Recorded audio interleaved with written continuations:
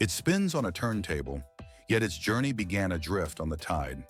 One of Coldplay's latest albums is not just inspired by the planet, it is literally made from it. The record, titled Moon Music, is pressed from plastic fragments gathered from the world's rivers and oceans. This marks the first time an album has been created from recycled ocean plastic, with the material sourced from the waters off the coast of Guatemala.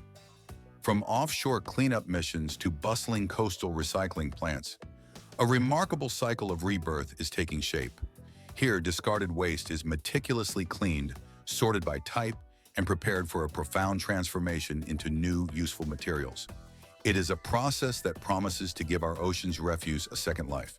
Each year, a staggering 20 million tons of waste are swept into the sea, and nearly 80% of it is plastic. This material is so unnervingly durable, it can persist for centuries beneath the waves. These fragments accumulate into vast, swirling islands of debris and silently infiltrate the marine food chain, impacting more than 700 species and ultimately ourselves. Yet environmental experts believe that if this waste is properly collected and processed, it can be reborn. It could become a source of valuable raw materials, from recycled plastics and synthetic fibers for the textile industry to reclaimed metals.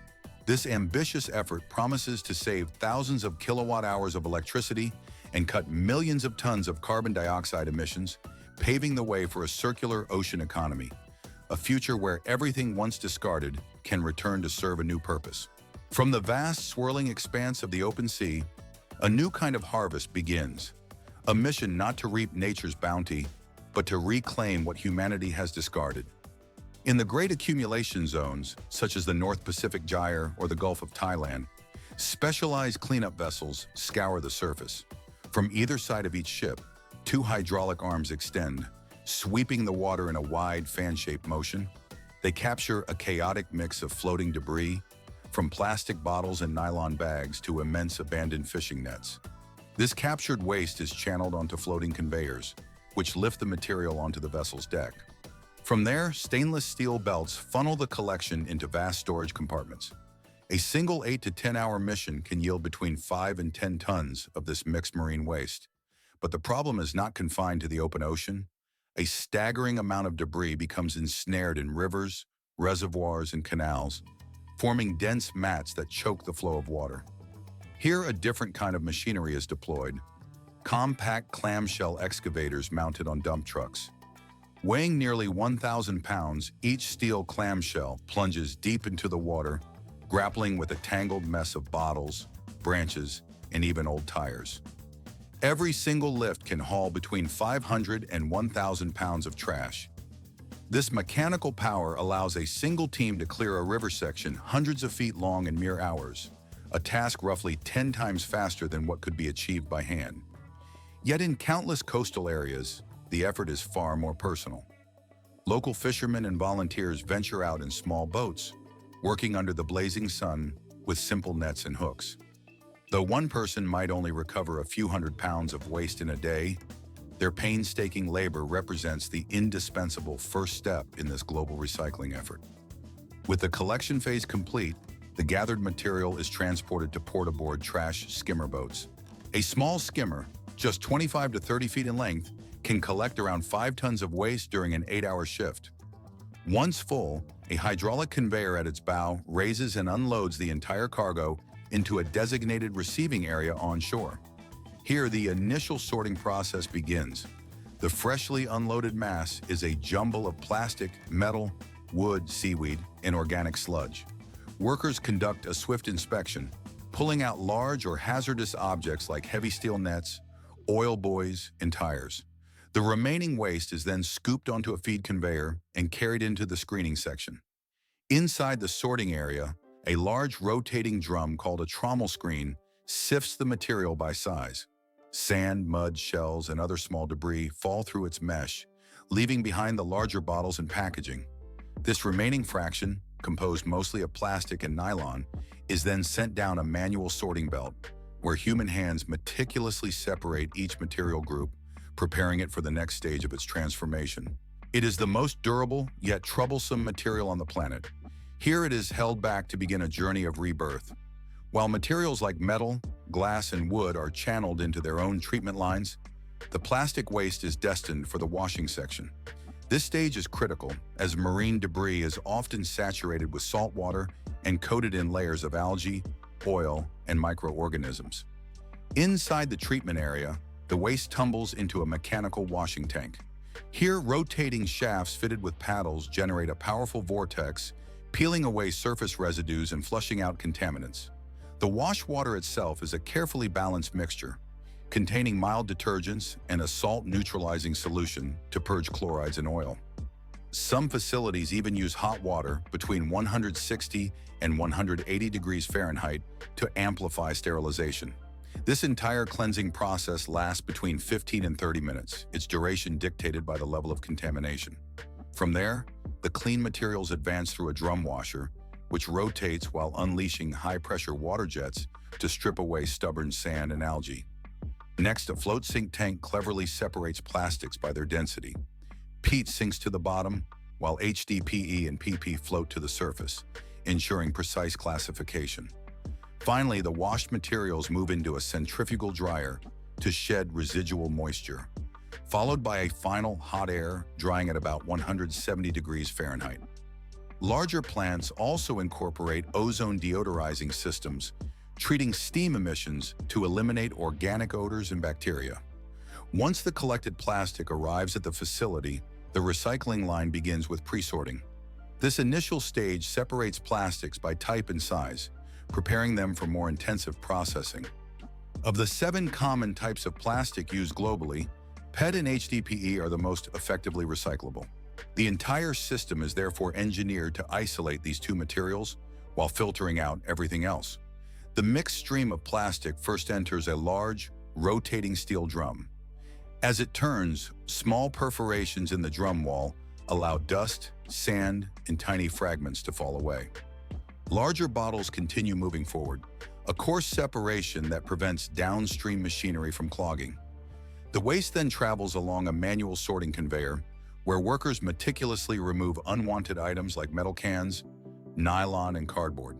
Simultaneously, an automatic cap and label separator employs a vortex of air to detach these different plastic components. Magnetic sensors continuously scan the stream, ejecting any stray metal fragments or staples that may have slipped through. After this mechanical filtration, the remaining material consists almost entirely of clean, uniform PET bottles, now prepared for the violent fragmentation that comes next.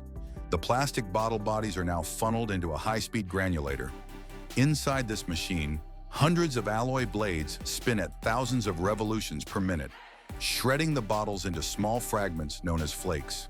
A single granulator can process between 2,000 and 3,000 pounds of plastic every hour, transforming what was once a mountain of bottles into a steady flow of uniform material.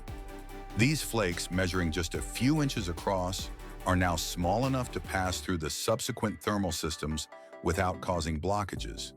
This grinding process not only reduces the material's volume, but also dramatically improves energy efficiency. Once finely shredded, the plastic melts far more rapidly inside the extrusion machine, saving up to 40% of the electricity that would be needed to melt solid plastic blocks. It also serves as a crucial stage of size control, ensuring the material is perfectly uniform before it enters the next phase of precision sorting. The sorting now shifts to a microscopic level, where optical cameras take over. High-speed sensors scan each individual flake, analyzing its color, transparency, and surface texture in just a few thousandths of a second. When the system identifies a clear PET flake, a green one, a white piece of HDPE, or a foreign material like wood or glass, a burst of precisely targeted compressed air ejects it from the main flow. A single machine can process over 1,000 fragments per second, achieving an accuracy rate above 95%.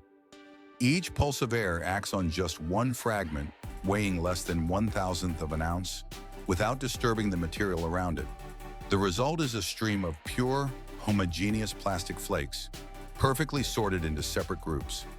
This pristine material forms the foundation for the pelletizing stage that follows. The qualified plastic flakes are now fed into a massive extrusion machine, Heated to a temperature of about 520 degrees Fahrenheit, the plastic melts and travels along a giant, rotating screw shaft. The immense pressure forces the molten stream through an ultra-fine metal filter, which traps any remaining impurities. The purified plastic melt is then pushed through an underwater pelletizer. Here it is instantly sheared into millions of tiny particles known as pellets. A closed-loop water cooling system solidifies these pellets immediately, ensuring they all have a uniform size and a smooth surface finish. These pellets are now an industrial-grade raw material, ready to be used for manufacturing new packaging, synthetic fibers, or even blown into brand-new bottles, completing the cycle from waste to resource. From these tiny pellets, the ghost of a bottle begins to take shape. In the pre-form molding stage, the recycled PET is inspected for quality and then fed into an injection molding machine, heated to around 480 degrees Fahrenheit. The softened plastic flows into a steel mold, forming a thick-walled tube with a threaded neck already perfectly shaped for a cap. Each preform is engineered to withstand both heat and pressure, ensuring its stability during transport and the subsequent blow molding process. Its compact size also allows for highly efficient storage and logistics. Many factories specialize only in producing these preforms, shipping them to bottling facilities near consumer markets, where they are finally transformed into finished bottles. In the next stage, the preforms are heated until they reach a soft, pliable state before being fed into a stretch blow molding machine. High-pressure compressed air is injected through the neck, instantly expanding the softened plastic and pressing it tightly against the inner walls of a metal mold. A preform measuring about 4 to 5 inches in height can expand to nearly 4 to 5 times its original size. Each automated production line can manufacture thousands of bottles in seconds, with an error margin approaching zero. Laser sensors continuously inspect the wall thickness, roundness, and clarity of each bottle to ensure unwavering quality. Beyond standard shapes, the system can customize capacity, body curves, and label placement, tailoring the final product to each brand's specific design. After this stage, a fully formed PET bottle is complete, ready for cooling, capping, and packaging.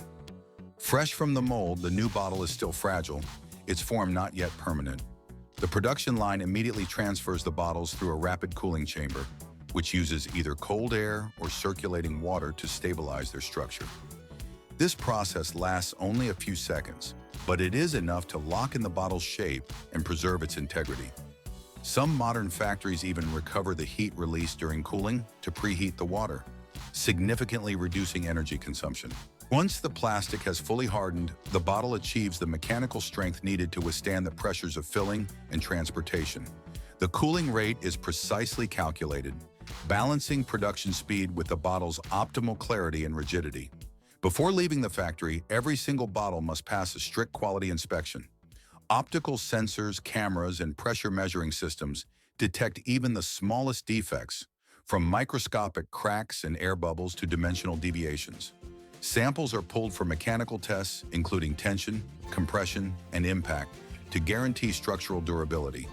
For bottles intended for food, additional chemical analyses verify that no toxic residues remain.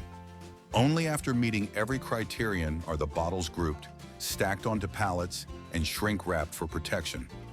Automatic palletizing robots organize thousands of units with precision down to the inch, labeling each batch with a unique traceability code. From a central warehouse, these products are transported to beverage plants and retail outlets, completing the rebirth journey of recycled plastic. Every new bottle is not just an item for consumption, but the result of a circular technology chain where waste is transformed into a vital resource for the modern world. From the vast blue expanse, a strange harvest is gathered. It is not of the sea, but a ghost of the land, now returning as a resource for the modern world. Lifeless fragments, adrift on ocean currents, are drawn into an entirely new life cycle. Here, what was once discarded is recovered, cleaned, and reborn. Returned to the world as something useful. The very water bottle you hold, the fibers in your clothes, every plastic item might carry a silent history of a past life in the sea. This cycle is more than a story of technology. It is proof of our ability to transform what was once cast aside into a symbol of responsibility and creativity. And yet, the ocean still waits to regain its original blue. That journey begins with the awareness of each of us.